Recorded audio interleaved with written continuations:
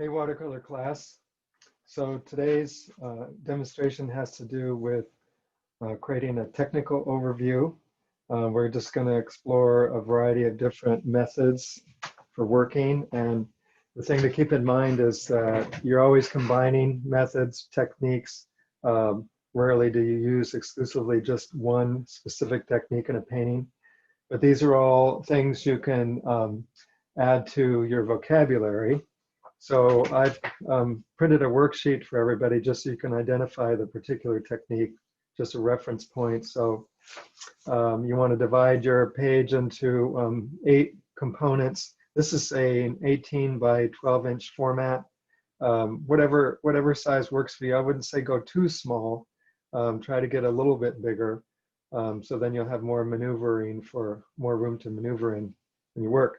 Anyway, we've got a flat wash, a wet into wet wash, a technique called lifting, dry brush, complementary color, analogous color, glazing, and I'll talk about these each individually, of course, and then blurry edges.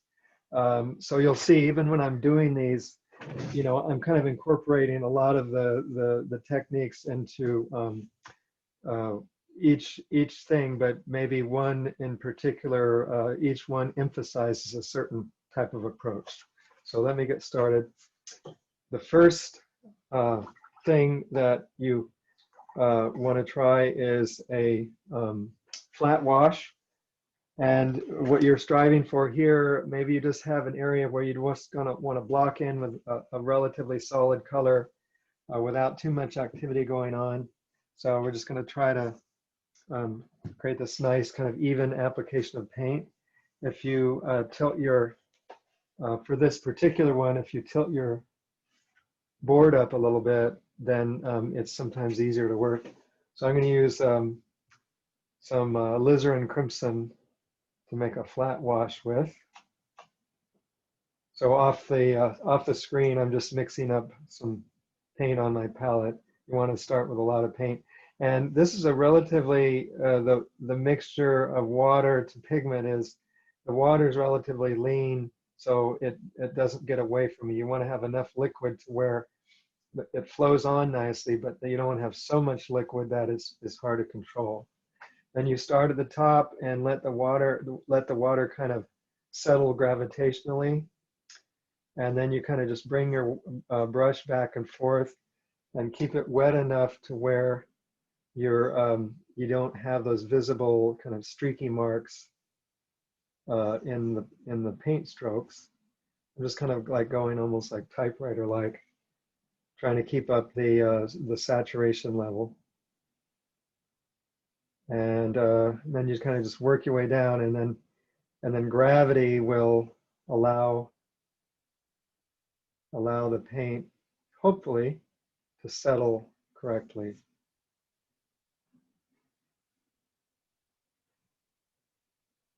There, and then you can't really revisit it too much. It just, it's just going to do its own thing at a certain point, and you just have to just accept the results. That would be a flat wash. And then you can manipulate it a little bit by, letting your, kind of trying to influence the paint to go one way or the other. Okay, so now I'm going to work flat again, because with the next method, this is a wet into wet wash. I want the paint just to kind of, be level, completely, the surface to be completely level, so the paint will kind of just flow its own way. Cleaning my brush, and then I'm just going to wet the surface ahead of time. And if you're working with this method, you can also, you can leave parts of the surface more wet and parts less wet, and then you can blot away moisture too, to control the flow and the movement of the paint. So I'm going to keep with my crimson color, and I'm just going to start with some kind of cloud-like formation. This is really good for clouds. And I'm going to get the paint really pretty saturated and just kind of drop it in. There's this wonderful kind of you know, bleeding, moving, movement of the paint is really kind of wonderful.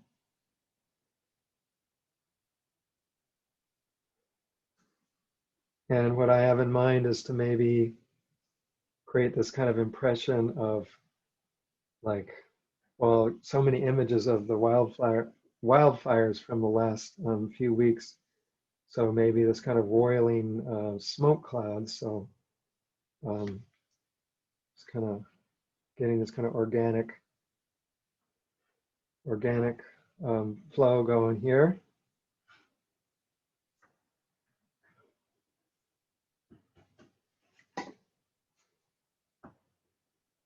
Add a little more paint.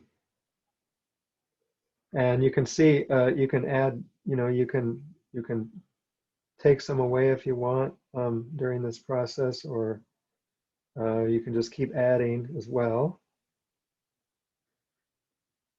And then I'm going to come in with a darker color, which will, it should really activate this thing. Now, while this is happening too, I don't want the paint to migrate too much. I can kind of stop it out. So just, you know, I don't want it to go any farther into these areas where I've allowed to stay white. So now I'm going to come in with a mixture of brown and Payne's gray, just a dark. And I'm going to put it kind of right in the core of the red that I already had down there. And it's going to leave, as it starts to, paint starts to migrate, it's going to leave this kind of red border or red halo, which will create that sense of, you know, roiling, kind of heat-filled clouds of smoke. Not that you have to attach everything to representational imagery, but it's kind of, you know, sometimes helpful to think of it in that way as how you might employ the tool. And don't be afraid to be, you know, to go in hard with the pigment. The effect is more dramatic if you have pretty saturated pigments. I don't know if you guys have realized it or not, but I'm really emphasizing saturating your colors, saturating your pigments using really strong value contrast, because I think the alternative with watercolor is you know, it wants to on its very own kind of be a little bit weak in terms of color. So you have to consciously really keep your pigments saturated. So then that's going to just settle on its own. And the nice thing is that a lot of work is just done for you. You don't really have to do a lot, but I'm just going to play around a little bit, just softening some of these edges.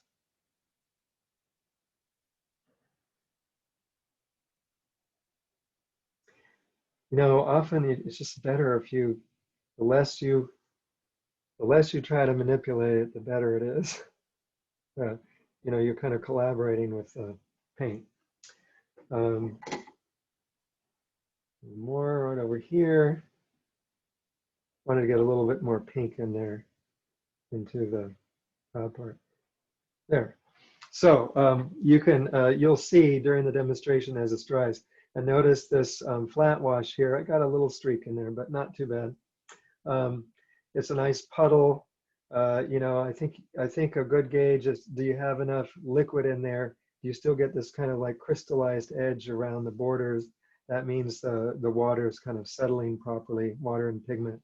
But see how much the color sort of dulls as it dries, like it was really vibrant when it went on, and then it sort of settles and then gets much more pale.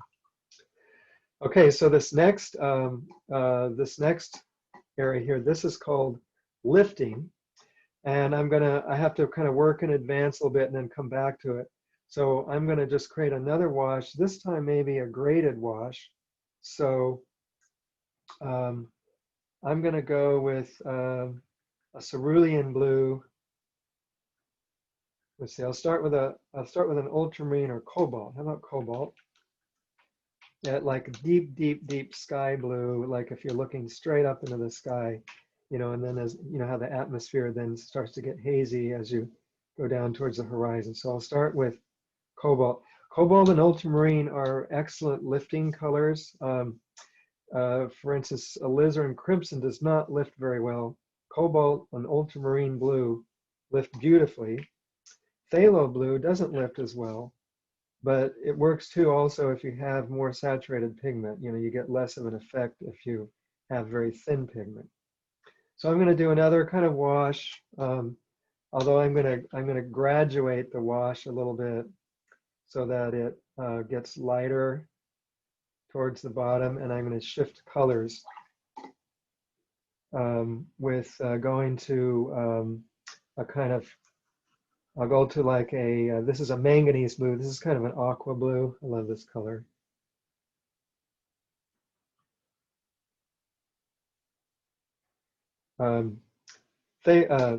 Cerulean blue will have a similar effect. It's just more of a milky kind of color. So trying to get it somewhat saturated.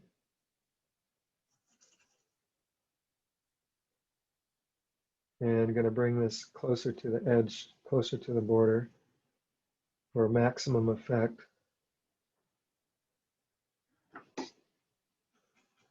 So just a little bit of a shift from kind of a more of a, you know, blue violet type color to a more aqua type color. So maybe there's a sense of, you know, horizon and sky.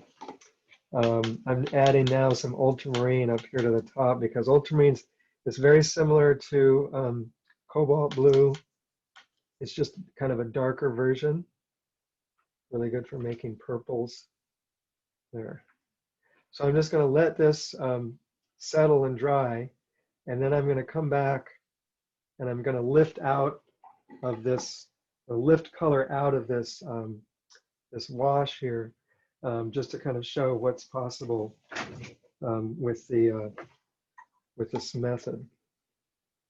Let me saturate this a little bit more here because this is where I want to do most of my lifting in this area. I'm going to make another cloud.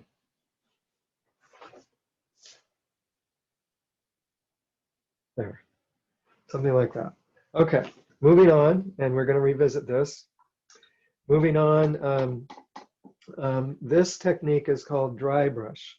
So I'm going to get, I have a drawing already scoped out of a little, it's like a little clay bird whistle. I think it's from Oaxaca, really beautiful state in southern central Mexico. And I'm going to paint this. It's kind of off your camera, but I'm going to look at that and paint it using dry brush. So with dry brush, just lean down your water. It's kind of like working with a crayon, or you know, the side of a crayon. And so you can kind of work both with the point of your brush and the side of your brush. And then you might want to, you know, get some of the excess moisture off your brush when you start working. But it's good for kind of soft, fuzzy textures. So I'm going to just start kind of like, brush is still a little wet. I'm going to start just kind of like forming this thing. And, you know, you can use kind of choppier marks maybe. And then you're trying to also pick up the texture of the paper. You can even use your hands a little bit to rub. Obviously, it would be good for fur, you know, animal fur, or kind of downy feathers, that sort of thing. Or just if you want just a slightly kind of grainier look. And now I'm trying to build up volume. I almost feel like I don't have enough pigment on my brush now.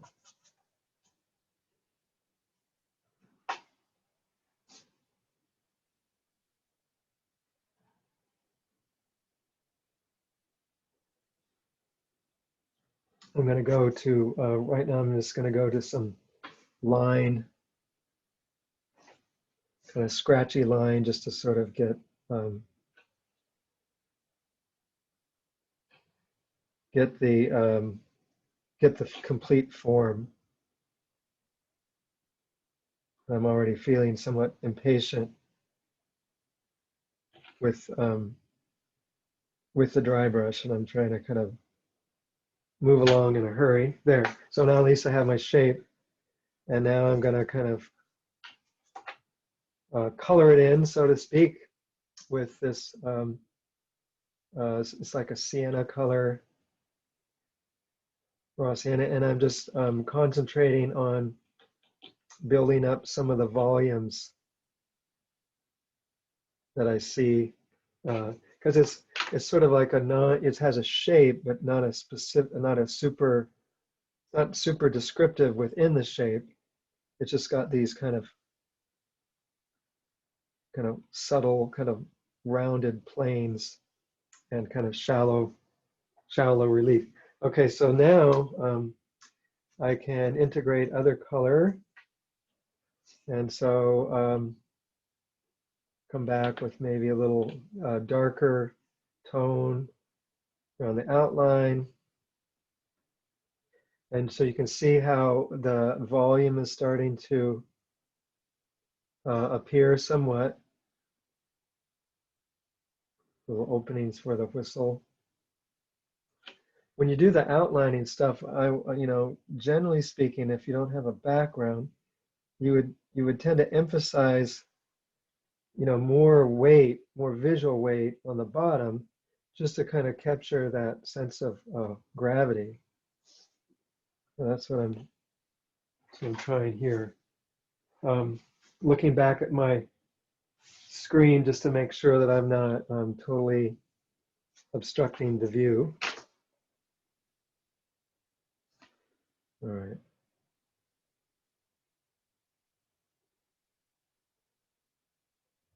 So it's kind of a rougher, kind of grainy look. There's a wing in here. Let me go back to my brownish color. There's sort of a semblance of a wing, but it's not a fully formed wing. So using the dry brush strokes to kind of, suggest the wing, but then, again, it's not fully formed. Now I'm more confidently coming in with this dry brush and trying to build more volume. And you can kind of see the bird starting to become more formed. And then maybe break out into another color. I'm staying in this brown range. It's a kind of red clay, but I'm using a few different colors to constitute that sense of red clay. So I'm going into more of a yellowish ochre color. I'm just going to do a wash over the existing dry brush. And there's a little bit of plane of light on the back. And there's more shadow down below, but I'm trying to keep a little bit of white, And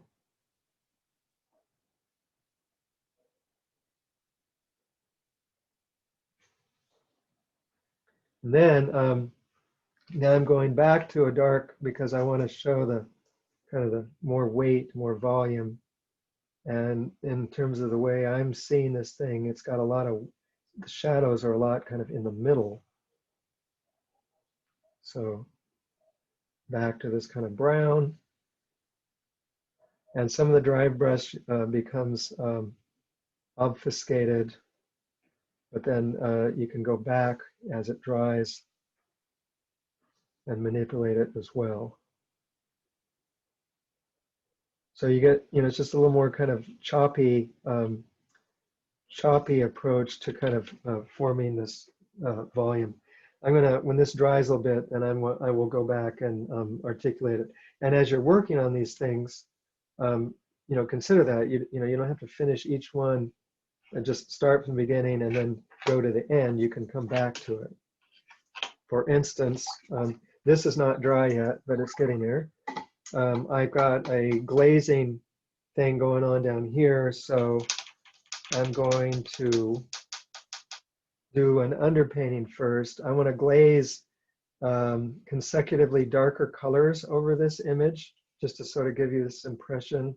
This is um, a result of like looking at and reading the funny papers uh, all through my young life, and I'm loving when that printing method they use, offset printing method they used, would sort of be off register. And so then you'd see this really weird after image effect with where the cyan blue, the magenta, and the yellow, and finally the black layers were kind of just not quite registered. So you had these beautiful kind of like colored outlines, multicolored outlines around the images in the comic books, and I thought, oh, that's really cool. So I'm gonna through glazing, I'm going to attempt that with this just with this image. This is the face of a soldier during the Spanish Civil War, which was just prior to the Second World War in Europe. So he's got a nice strong shadow pattern. So I'm just kind of laying down this foundation of dark. And then I'm just going to consistently glaze over this as it dries to show this sort of interesting effect. Okay, so this is, again, just doing some groundwork. And maybe a little bit there.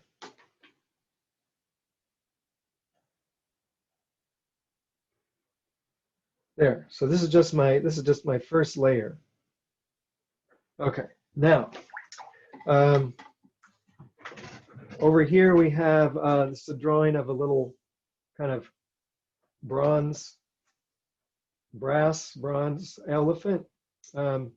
And I'm not going to do all the really specific detail, but one could. But what I want to show is this kind of interesting, because it's metallic, it's one color. Because it's metallic, it reflects a lot of different colors. But here's a situation where you could use a complementary combination of color to kind of get that particular effect. And you would never think that, if something is kind of bronzy looking, that you could use colors from both sides of the spectrum, but you actually can. So I'm deciding that the elephant, she, he, they, elephant is kind of a greenish color, a dull greenish color, but definitely a greenish color. And I'm just going to exaggerate that. And eventually, I'm going to make it green all over.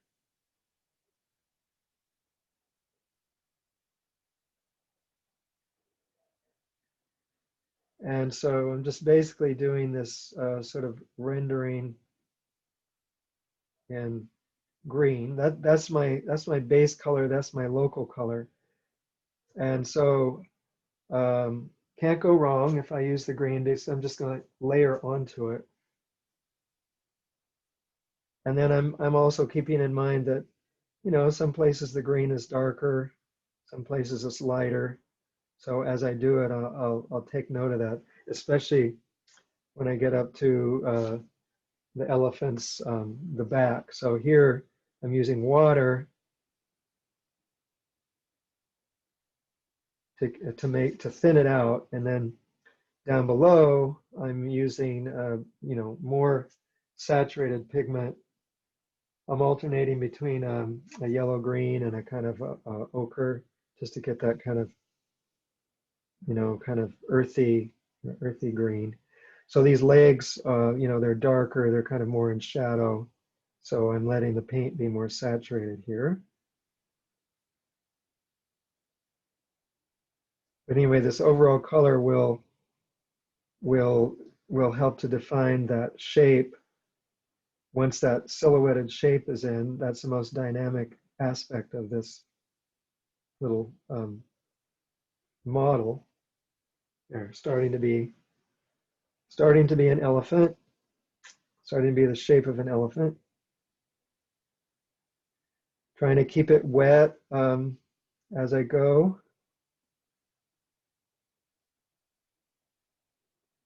And then also, kind of along here, there are areas where it's sort of highlighted. So I am going to blot away some color just to kind of keep the light on the back. Also, I'm going to take my brush and I'm going to kind of wet this and then wet along the bridge of the trunk too. To kind of, that's a surface plane that's very distinct. So I'm going to wet that just so there's this kind of sense of light on it. And then continue to lift out a little color.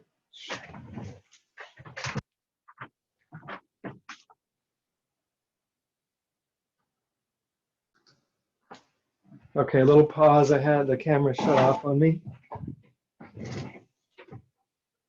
So I'm working on this elephant and I'm kind of lifting out areas that I want to be highlighted. Now I haven't even dealt yet with this idea of complementary color. I was just kind of doing a overall tonal rendering. And the last thing is the ear that's coming directly toward me. And there's just like a little bit of a highlight on the ear and on the edge that's catching the light. So I'll leave a little bit of light there. And then the rest of it can be dark.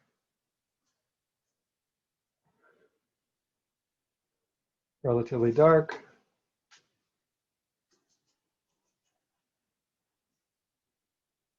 So hopefully you're kind of getting a sense, you're getting the techniques, you're getting this sort of sense of process, like how one goes about building an image. It's there's just a lot of trial and error that goes on in the process. And then, but then this also is this idea that you can, you can kind of wreck something and then you can bring it back, it's never going to look finished at every moment that you're working on it. It's just it has to go through this evolution. Okay.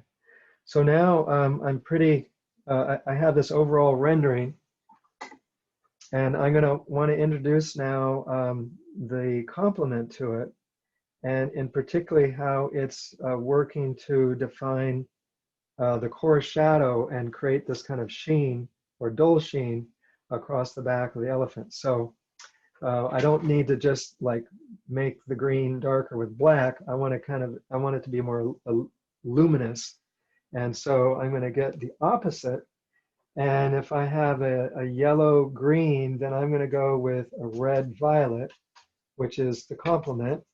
I can modify it a little bit, like make it a little darker if I want to, but I'm basically working with this idea of using red violet, and I want to use that to define the core shadows. So in that case, there's a core shadow along the kind of the back of the elephant, where the plane of the back moves away from the light. And I'm going in pretty hardcore with it right now, but I'm going to manipulate it to soften it at some point. And then what we have is like the direct light source here, here, here, that's catching the light.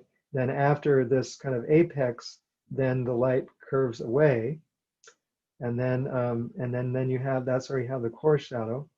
And then down here, none of these, the legs and so on, the underbelly, none of that is catching that direct light. So I'm going to introduce a lot of that color into those areas.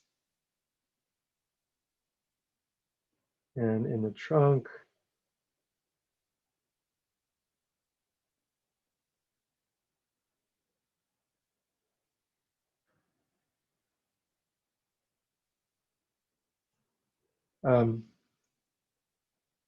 leave it to me to do a complicated form in the demonstration. Okay, so looks kind of scary, but then one has to maintain faith that you follow through the process and it'll start to make sense. Okay, so now I want to keep the green because that's, you know, it is a greenish object. But I want the green here to be darker. And it is catching light, you know, like you're getting light reflected into it. So the green is evident, but then this this red violet is kind of creating this sense of shadow. So now I'm back to, you know, I'm just kind of dissolving it a little bit so that it integrates.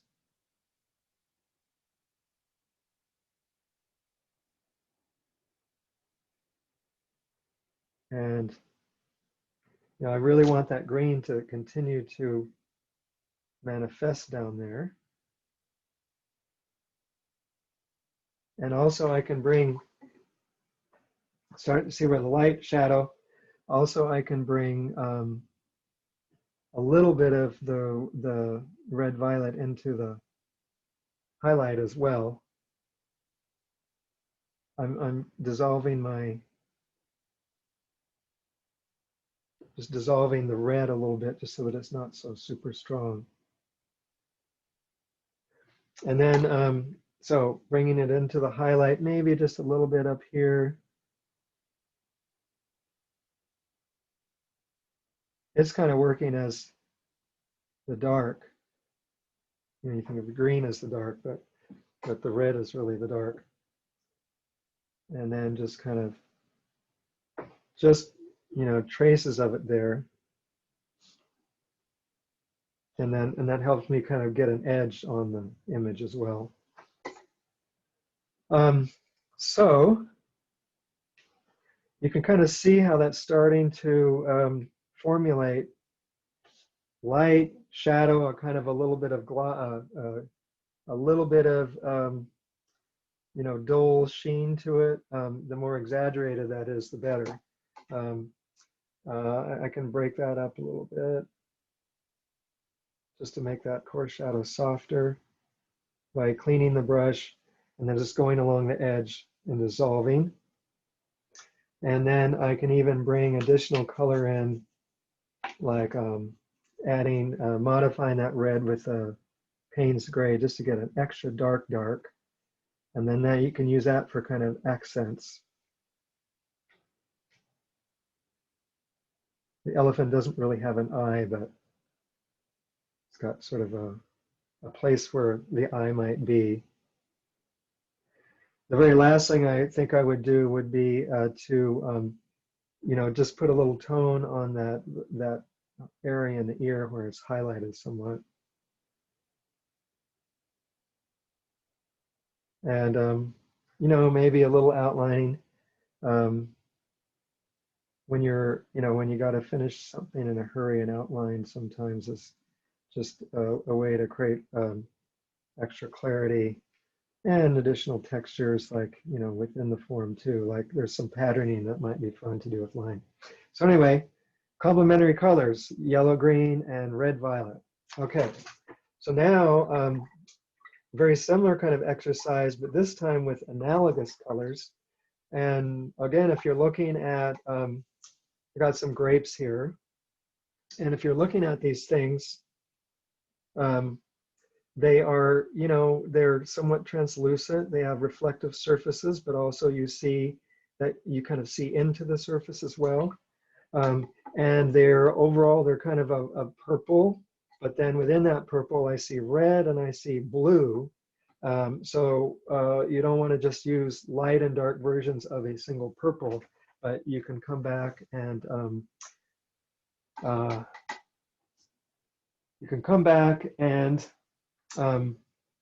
add additional color into it. So I'm going to start my alizarin crimson again, red, violet, and with each one, I'm just going to lay out a wash of color.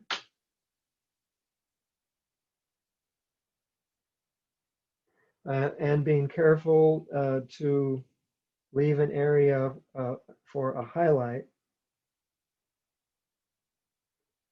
So here's the overall shape.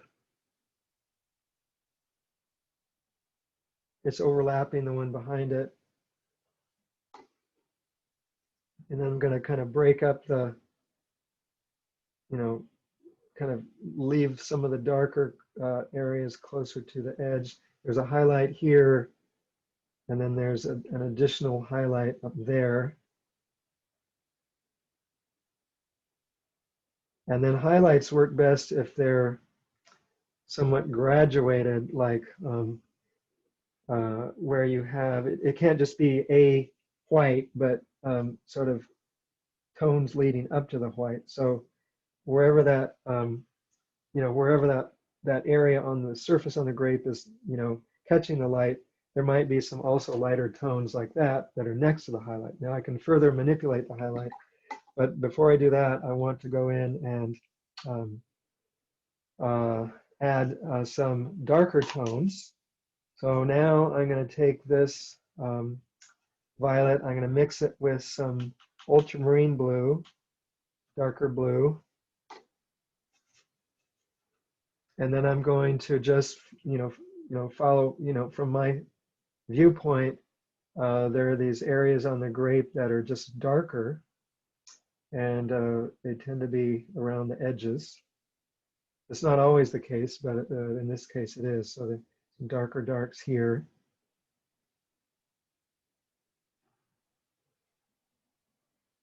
And then, so I put that in, and then while I'm waiting for that to dry or settle a little bit, then I can do the other one. And this time the highlights kind of over here a little bit. Here's where, when you have edges come up to edges, this can be a tricky situation because I got a wet edge here.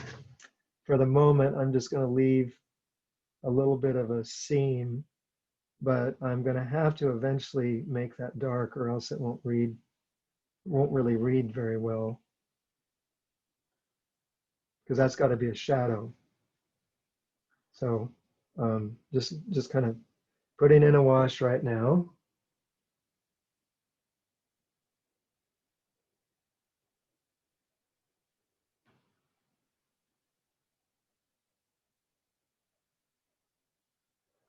Using my using kind of the edge of the table to steady my hand. And with this one, it's kind of like the light is kind of, the most of the light is over here, where the there's a little bit of a dull, like the grapes have kind of a waxy surface, so there's a little bit of a dull highlight going on there. And with that too, come in with the darker tones. So analogous, because red, violet, purple, and then the color adjacent to the purple would be a blue or blue violet. And you, as the artist, can, really exaggerate that. So I'm inclined to go like really blue. Really, the color I'm adding is maybe a deep blue violet. So, just letting that enter into the admixture as well. And you really starting to get a full range. What happens is that because you have the red, kind of the red violet foundation, there's more kind of glow or luster to the color. So as this is drying, I can come back and manipulate it a little bit.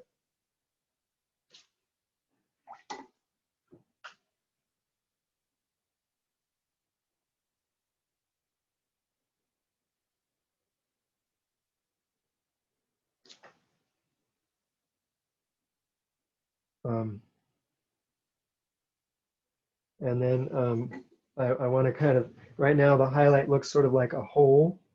So if I just put sort of an intermediate tone on that, so then it is more graduated, then it will look more like a highlight. Ultimately, maybe it just has a very, very pale pink wash over it, just so that it feels as if it's part of the surface.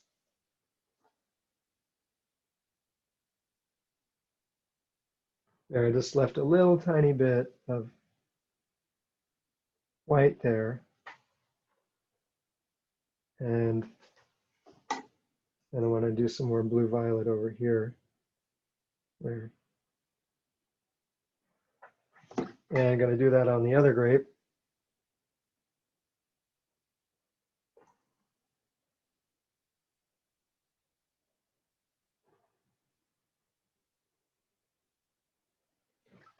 It's kind of a give and take process, and you just have to be patient.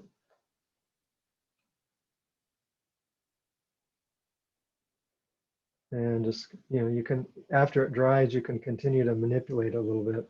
So you can see that white seam there really has to disappear if I want that effect to be convincing. And then there's a grape in the background. And, just repeat the process. There's a stem, and I can treat the stem in the same way. It might be made up of like analogous green in general, but then, colors that are related to that green, like blue, and then, like a very pale, like yellow green, green, blue green. And then maybe all of those colors are kind of there.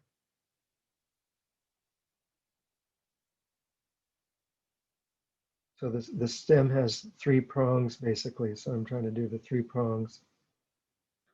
And then I'm leaving a little seam.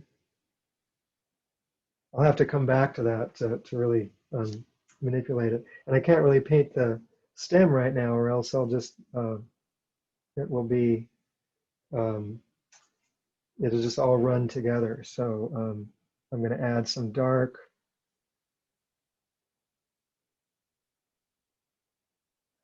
Right here, I can do some lifting to kind of separate these two. Going in some really dark color here, where I know there's going to be kind of shadows. And then I want to lift out a highlight over here. I never really kept any white, but I can lift out a little color just so that there's kind of a sense of light on this grape here. Okay, so now going back to this one, stepping away a minute to take my jacket off. Going back to this one, I want to make a cloud, and so I'm just going to get my brush clean, get some water on it, and then I'm just going to paint into the surface with a cloud shape. It's a cumulus cloud, the puffy kind. Just making it up. And letting the, I don't want to rub the paper too much. I just want the paint to dissolve that color that I've got down there. And you can just keep feeding it water, and it will naturally create a sort of soft edge because of the way that it dissolves.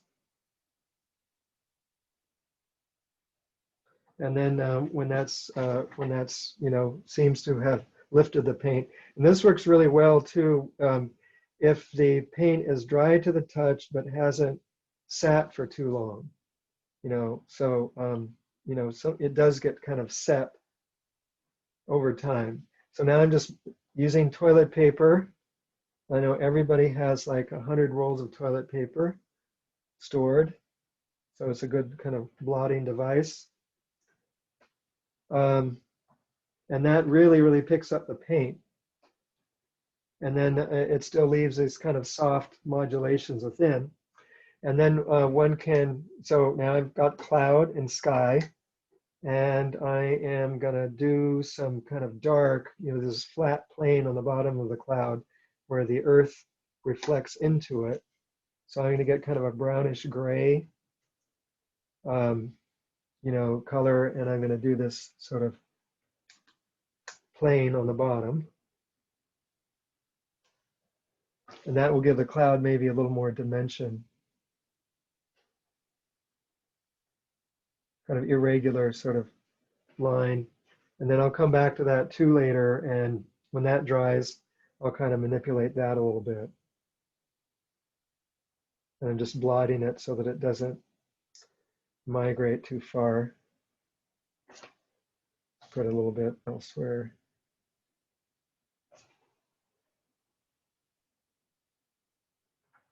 There. And then you just have to let it dry, see what happens. Okay, so the soldier's ready to go in terms of being able to glaze into it. So I'm just going to go with the three primaries. That reminds me most of the funny papers I was talking about. So I'm going to glaze over with transparent pigment, glaze over the yellow, and then the yellow is creating a foundation for the red, or I can use red violet too, and it creates a kind of beautiful kind of orange tones. So I'm just going to start that. And then I want to leave evidence though of the yellow.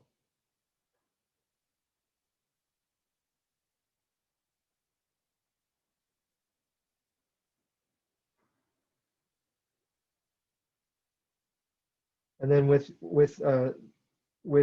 you know, the subsequent layers of color, you can also start adding detail. Going to a smaller brush here. Felt like I didn't have much control with a bigger brush. And you can also go back to whatever original colors you had to use those as well. So I want there to be this sense of kind of red, yellow, and orange in the fact that I'm using this overlapping glazes. And then these are very soft, kind of subtle tones here.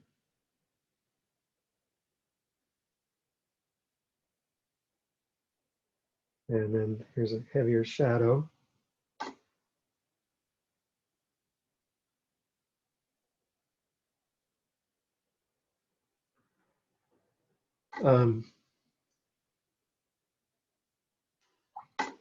And by going back, I mean, you could come back with your yellow and you could kind of do that sort of thing.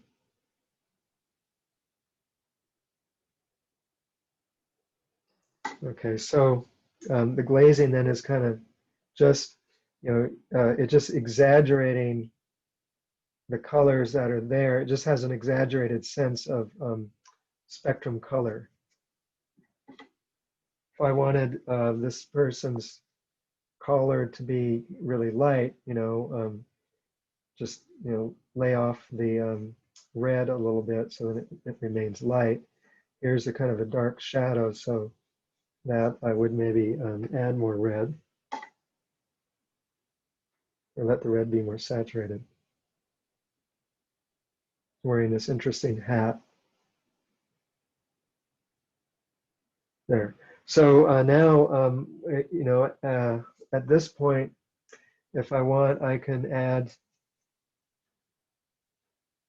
I'm kind of going to a red violet, thinking liberally about what my red could be. I could add additional details. The eyes are kind of a little bit wet to really delineate anything in there.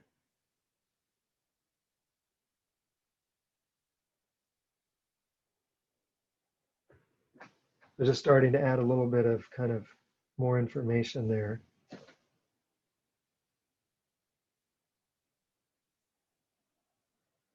And then I have to let that, basically have to let that go for a little while. Maybe one more round of red here.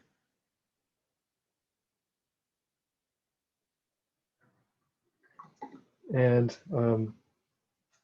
then I'm just going to let that go for a while. Then I'm going to come in with yet another layer of darker color, the blue. So you can see how the image is starting to kind of materialize a little bit more.